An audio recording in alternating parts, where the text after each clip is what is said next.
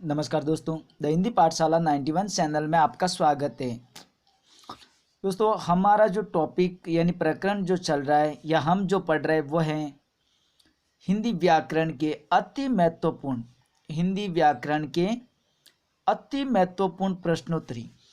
दोस्तों, ये हमारी जो क्लास है डेली जो इसमें 5 जो प्रश्न जो है डेली आपको व्याख्या के सहित हल करवा रहे हैं। ये दोस्तों आपके लिए वरदान साबित होने वाली है। तो दोस्तों, इस क्लास को आप ज़रूर देखें। और आज की जो हमारी क्लास नंबर जो है वो है 19, यानी इससे पहले हमने 18 क्लास करवा दी गई है। और प्रत्येक प्रश्न की हम व्याख्या करके समझा रहे, जैसे कि ये जो प्रश्न है इसकी व्याख्या करेंगे तो एक ही प्रश्न से आपके पूरे 5 प्रश्न की तैयारी हो जाएगी। तो फिर आइए दोस्तों, बिना देर किए आज की क्लास को हम शुरू करते हैं। दोस्तों, आज का जो हमारा जो पहला जो प्रश्न है यानी प्रश्न नंबर 1 है संयुक्त क्रिया युक्त वाक्य है। यानी कि यहाँ पर 4 वाक्य दिए हुए हैं। अ में दिया हुआ है राम पाठ पढ़कर सो गया, सोनू खेलता है, छात्र पुस्तक पढ़ता है, वह गीत गाती है। इन चारों के अंदर आपको बताना है संयुक्त क्रिया से युक्त वाक्य। इन चारों वाक्यों में वह वाक्य कौन सा है जो संयुक्त क्रिया से युक्त है। अब देखिए दोस्तों, संयुक्त क्रिया बात कर रहे हम संयुक्त क्रिया की। तो पहली बात तो यह है कि संयुक्त क्रिया क्या है। अब संयुक्त क्रिया का मतलब होता है जिसमें एक या एक से अधिक, यानी कि दोस्तों ऐसी क्रिया जिसमें क्रिया जो है वो एक से अधिक हो, क्रिया जो है वो एक से अधिक हो तो वो होती है संयुक्त क्रिया। ठीक है, यानी क्रिया जिसमें एक से अधिक है, जैसे कि 2 हो सकती है, 3 हो सकती है। तो जहाँ पर क्रिया एक से अधिक होती है वहाँ पर संयुक्त क्रिया, संयुक्त का मतलब एक से अधिक क्रिया है। ठीक है दोस्तों, तो देखिए पहला वाक्य है राम पाठ पढ़कर सो गया। अब देखिए यही है हमारा सही आंसर कि राम पाठ पढ़कर सो गया, ये इसका करेक्ट आंसर है। अब क्यों, तो देखिए दोस्तों सोना जो है क्या एक क्रिया है, क्या है सोना, एक क्रिया है। ठीक है, और पढ़ना भी क्या है, एक क्रिया है। तो 2 क्रिया हो गई, पढ़ना और सोना। यानी राम जो है वो पाठ पढ़कर सो गया, यानी पहले पढ़ा है उसने, क्या पढ़ा, पाठ पढ़ा, उसके बाद में वो सो गया। तो 2 क्रिया हो गई इसमें। सोनू खेलता है, अब सोनू क्या करता है, खेलता है, तो इसमें एक ही क्रिया है।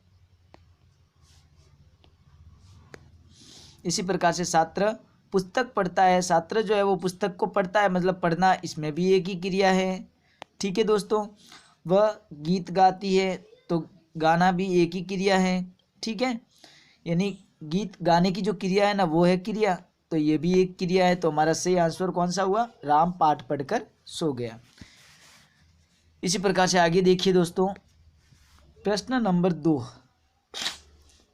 2 है सदा जागते रहना। दोस्तों एक वाक्य दिया हुआ है सदा जागते रहना, हमें इस वाक्य के अंदर क्रिया बतानी है। सदा जागते रहना जो वाक्य है इसके अंदर कौन सी क्रिया है, क्या कर्मक है, सकर्मक है, संयुक्त क्रिया है या प्रेरणार्थक क्रिया है। तो देखिए दोस्तों पहले इस वाक्य को समझते हैं। सदा जागते रहना, पहली बात तो यह कि अकर्मक क्रिया के अंदर क्या होता है, अकर्मक क्रिया के अंदर क्या होता है कि इसके अंदर एक होता है कर्म। ठीक है, सॉरी, अकर्मक क्रिया का मतलब होता है जिसमें कर्म न हो, जिसमें कर्म न हो, तो जिसमें कर्म न हो वो अकर्मक है। और सकर्मक का मतलब होता है कर्मयुक्त, यानी ऐसी क्रिया जिसके अंदर कर्म भी जिसके साथ हो। संयुक्त क्रिया का मतलब होता है कि जिसके अंदर एक से अधिक, जिसके अंदर एक से अधिक क्रियाएं हो, एक से अधिक क्रिया हो, जिसके अंदर एक से अधिक क्रिया हो वो संयुक्त क्रिया।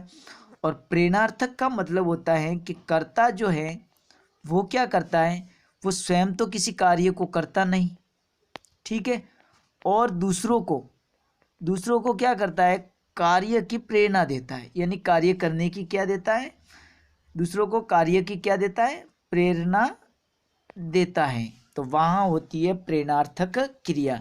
तो फिर दोस्तों सदा जागते रहना में कौन सी क्रिया होगी, देखिए सदा, ठीक है, जागते रहना, इसमें दोस्तों जागते जो शब्द है, जागना क्या है, जागना शब्द जो है यानी जागना भी एक क्रिया है, ठीक है, और रहना भी एक क्या है, क्रिया है।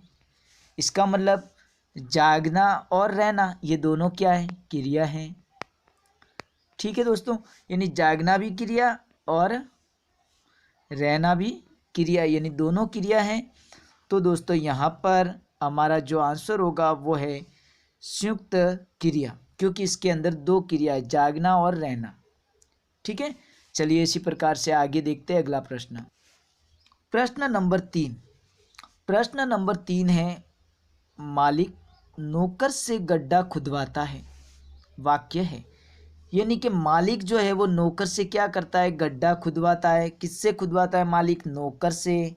तो कौन सी क्रिया हुई, यानी किस प्रकार का वाक्य है, क्या ये संयुक्त क्रिया का है, क्या प्रेरणार्थक क्रिया का है, क्या कर्मक क्रिया का है या सकर्मक क्रिया का। तो दोस्तों हमने अभी बताया है कि संयुक्त क्रिया के अंदर एक से अधिक क्रिया होती है, ठीक है, संयुक्त क्रिया में एक से अधिक क्रिया। प्रेरणार्थक में क्या होता है कि मैंने अभी बताया अगले ही प्रश्न में कि कर्ता जो है वो स्वयं तो किसी कार्य को करता नहीं, ठीक है, कर्ता जो है वो किसी कार्य को करता तो नहीं है खुद, लेकिन दूसरों को कार्य करने की क्या देता है, दूसरों को कार्य की प्रेरणा देता है। तो वहाँ प्रेरणार्थक क्रिया होती है, यानी कि हमारा सही आंसर जो है वो है प्रेरणार्थक क्रिया। यहाँ पर मालिक जो है वो करता है, क्या है, कर्ता, और नौकर क्या है, कर्म है, और इसको कार्य करने की, कौन सा कार्य, गड्ढा खोदवाने को कहता है, यानी मालिक नौकर से गड्ढा खुदवाता है, यानी दूसरों से कार्य करवाता है। तो इसमें प्रेरणार्थक क्रिया होती है। अकर्मक की बात करें दोस्तों तो जिसमें कर्म न हो, ठीक है, सकर्मक कर्मयुक्त क्रिया, ठीक है, वो सकर्मक होगी। इसी प्रकार से आगे देखिए दोस्तों, प्रश्न नंबर 4, प्रश्न नंबर 4 है, पूर्वकालिक क्रिया का उदाहरण बताना है, यानी पूर्वकालिक क्रिया का उदाहरण बताना है, ठीक है दोस्तों। अब देखिए दोस्तों पूर्वकालिक क्रिया, पूर्वकालिक क्रिया का मतलब क्या होता है, पहले तो ये देखिए पूर्वकालिक क्रिया, ठीक है दोस्तों, इसको समझते हैं पहले। पूर्वकालिक क्रिया, ठीक है। अब पूर्वकालिक क्रिया का मतलब होता है कि कोई कार्य पहले पूर्ण हो चुका है, यानी जस्ट, ठीक है, यानी कि कोई जो कार्य है, कोई कार्य पहले, या फिर हम कह सकते हैं तुरंत पहले, ठीक है, तुरंत पहले हो चुका हो, यानी कोई काम जो है वो तुरंत पहले हो चुका हो, तो वहां पर कौन सी क्रिया होती है, पूर्वकालिक क्रिया। तो देखिए दोस्तों, वह खाना खाकर सो गया, इसमें देखिए दोस्तों वह खाना खाकर सो गया, यानी सोने से जस्ट पहले उसने क्या किया है, खाना खाया, यानी तुरंत पहले, तो वह खाना खाकर सो गया, मतलब इसके अंदर पूर्वकालिक क्रिया है, यही हमारा सही आंसर है। इसी प्रकार से दोस्तों देखिए, अब मैंने लेख लिखवाया, तो इसमें कौन सी क्रिया होगी, मैंने लेख लिखवाया, तो मैंने लेख लिखवाया यानी ये बीत चुका है समय, ठीक है, ये बीत चुका है पहले, तो ये हो गया भूतकालिक क्रिया, ठीक है दोस्तों, कौन सी क्रिया, भूतकालिक क्रिया। इसी प्रकार से दीपक पाठ पढ़ता है, ये दीपक पढ़ता है यानी अभी पढ़ रहा है, तो हो गई वर्तमान कालिक क्रिया, ठीक है, इसमें दोस्तों वर्तमान कालिक क्रिया हो गई। और सुमन घर गई, सुमन कहाँ गई, घर गई, तो ये भी है भूतकालिक क्रिया। ठीक है दोस्तों, इसी प्रकार से आगे देखते हैं अगला प्रश्न। प्रश्न नंबर 5। प्रश्न नंबर 5 है, बेटा पाठ पढ़कर खेलो। वाक्य में जो पढ़कर शब्द जो है उसमें आपको क्रिया बतानी है। यानी हमारा वाक्य है बेटा पाठ पढ़कर खेलो, तो इस वाक्य के अंदर पढ़कर जो शब्द है इसमें आपको क्रिया बतानी है। क्या कर्मक है, सकर्मक है, द्विकर्मक है या पूर्वकालिक क्रिया है? तो देखिए दोस्तों, पहले देखते हैं अकर्मक। अकर्मक हमने कई बार बता दिया कि जिसके अंदर कर्म न हो, तो इसमें तो कर्म है, अकर्मक तो होगा ही नहीं। ठीक है दोस्तों, सकर्मक, बात करें सकर्मक की तो कर्मयुक्त, ठीक है, कर्मयुक्त क्रिया हो। फिर है द्विकर्मक। द्विकर्मक मतलब जिसके अंदर कितने कर्म हो, 2 कर्म हो, जिसमें 2 कर्म हो, जिसमें 2 कर्म हो तो वो द्विकर्मक क्रिया।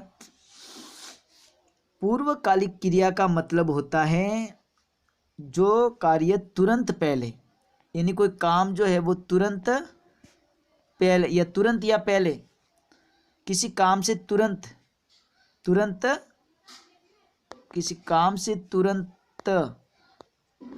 ठीक है दोस्तों, किसी काम होने से तुरंत पहले घटित हो गया हो, कोई काम तुरंत पहले क्या हो गया हो, घटित काम, तो वो होगी आपकी पूर्वकालिक क्रिया। तो अब देखिए दोस्तों, इस वाक्य में बेटा पाठ पढ़कर खेलो, यानी पढ़ना क्या है दोस्तों, पढ़ना है एक क्रिया, पढ़ना क्या है, क्रिया है, ठीक है। और खेलना क्या है, खेलना भी एक, खेलना भी क्या है, ये भी एक क्रिया है, ठीक है दोस्तों, खेलना भी है क्रिया, पढ़ना भी है क्रिया। इसका मतलब खेलने से तुरंत पहले क्या किया उसने, पढ़ा है। तो ये कौन सी क्रिया हो गई, तुरंत पहले घटित होने वाली क्रिया, पूर्वकालिक क्रिया। ठीक है दोस्तों, इसी प्रकार से आज की क्लास को हम यहीं पर पूर्ण करते हैं। दोस्तों हमारी वीडियो कैसी लगी आप हमें कमेंट करके बताएं। ज़्यादा से ज़्यादा हमारी वीडियो को लाइक करें, ज़्यादा से ज़्यादा शेयर करें, और अगर आप हमारे चैनल पर नए हैं तो हमारे चैनल को सब्सक्राइब जरूर करें। धन्यवाद।